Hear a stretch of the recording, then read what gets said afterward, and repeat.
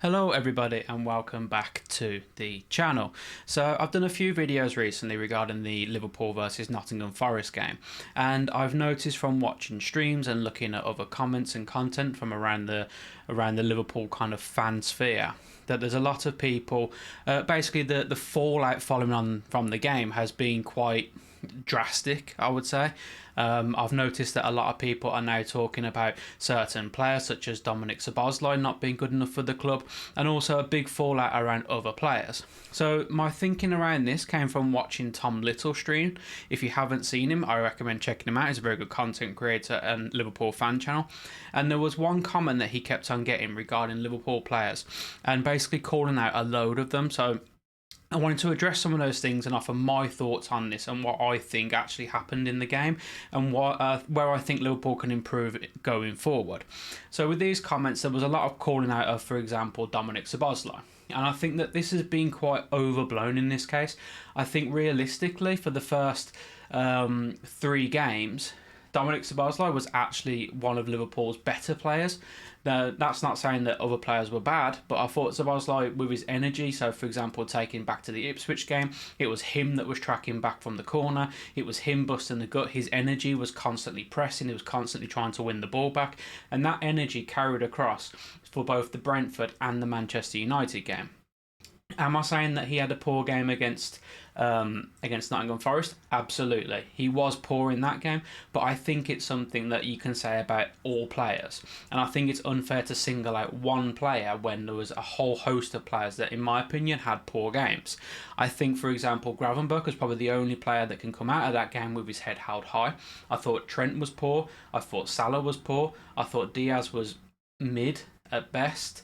I thought Jota was poor, and I thought McAllister didn't have his best game either. So singling out just Szoboszlai for that, for me, is far wide of the mark.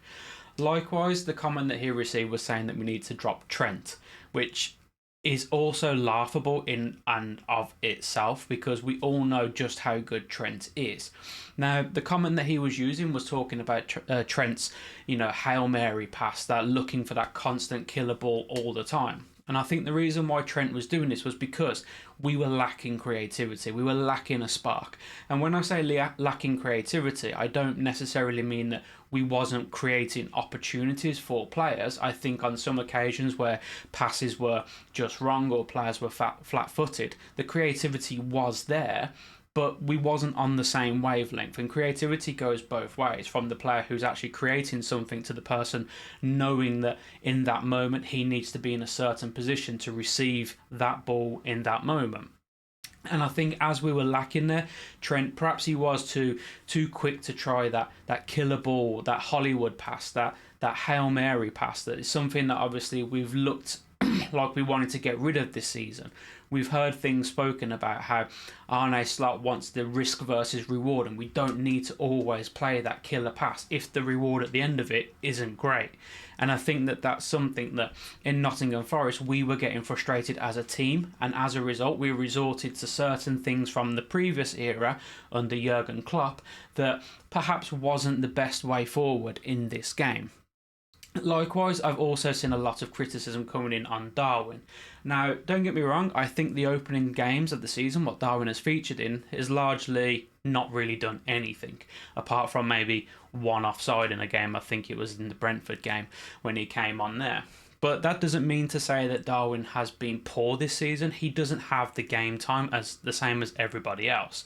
I think it's unfair to judge him this season and under Arne Slot based on a few minute cameos here and there this season. But I do think that we need to see more from him and him forcing his way into the first team. I don't think, for example, that Diogo Jota has been brilliant in the last game against Nottingham Forest. This should now be Darwin's chance to sort of get in front of him in the pecking order and try and cement his slot in the first team. So I do think that, that is something that we need to look at.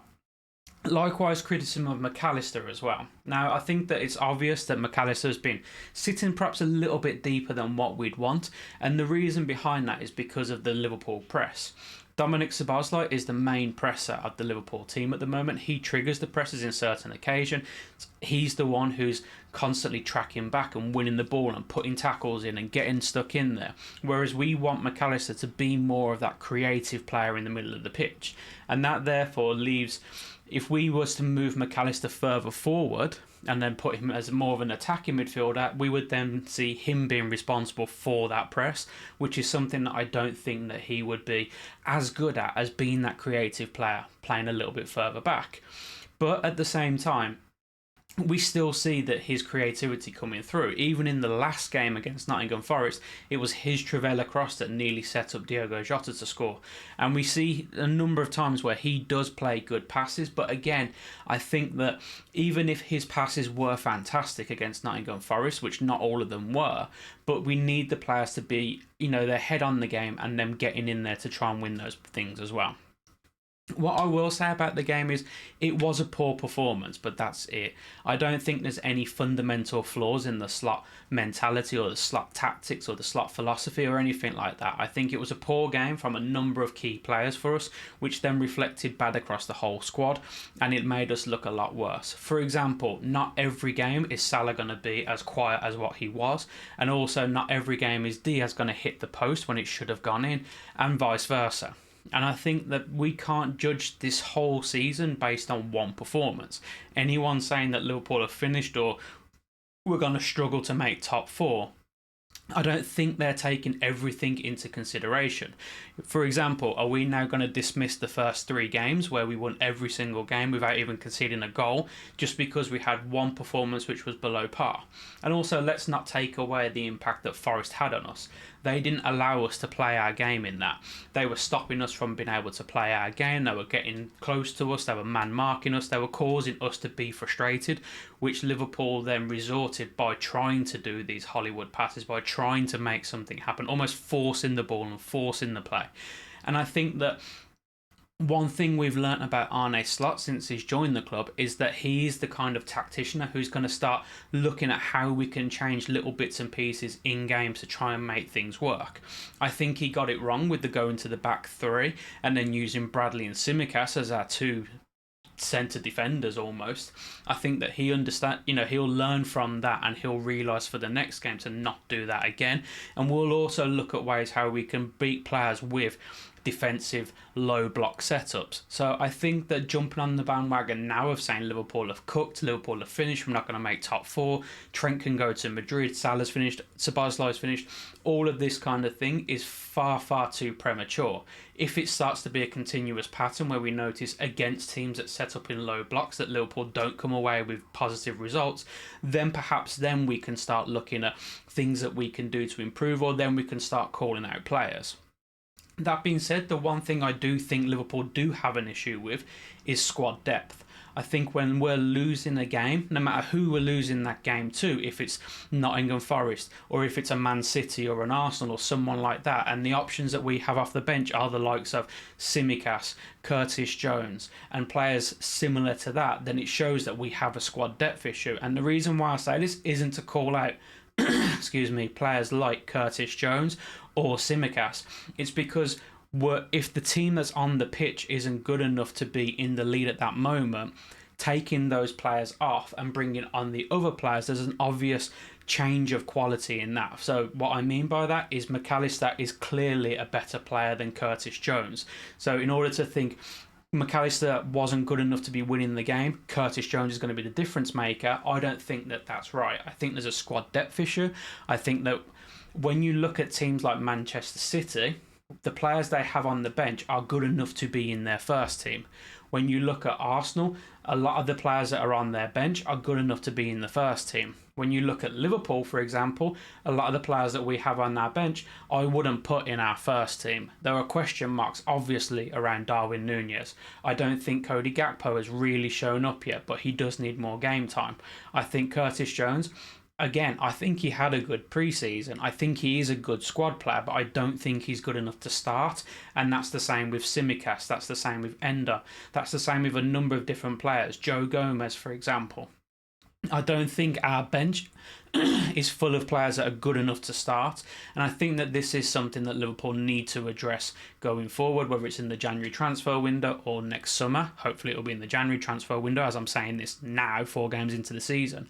But at the same time, I don't think it's worth, I'm not worried that Liverpool are suddenly going to drop off and be in a battle just to make fourth place. I'm still confident of the season. I think that every team can have a blip. I think that this now is a good opportunity for us to see what Slot is actually made of and how that he can alter the way that he plays and the tactics that he sets up and the style of football to combat and counter teams that are going to sit in a low block. But yeah, I just thought I'd offer my thoughts on some things that I've seen. I don't want people to go onto my match analysis and hear me saying about Curtis Jones isn't good enough, this, that and the other, and think that I was basically saying it was all doom and gloom for Liverpool. It's not.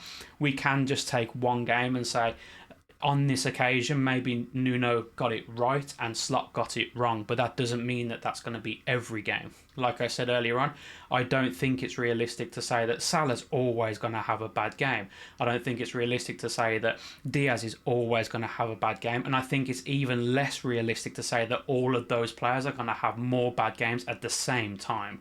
I think that there are things that we need to look at, things that we need to address, tactics that we need to tweak, of course, but that's why we have Slot, because that's what he's good at, that's what he's paid for, and I trust in Slot. So yeah, hopefully you enjoyed the video, hopefully this is you're in agreement with me, but if you're not, let me know in the comments down below. Do you think that Liverpool are in a crisis? Do you think that people like Szoboszlai are the problem, or are you the same as me and just think that this game is a blip and there are issues that need to be addressed, but you are confident that the team can address them? So yeah, let me know in the comments down below your thoughts. Drop a like on the video if you enjoyed it, and of course subscribe to the channel and click the little notification bell to be notified when I next go live. And as always, I will see you all in the next one. Take care and goodbye.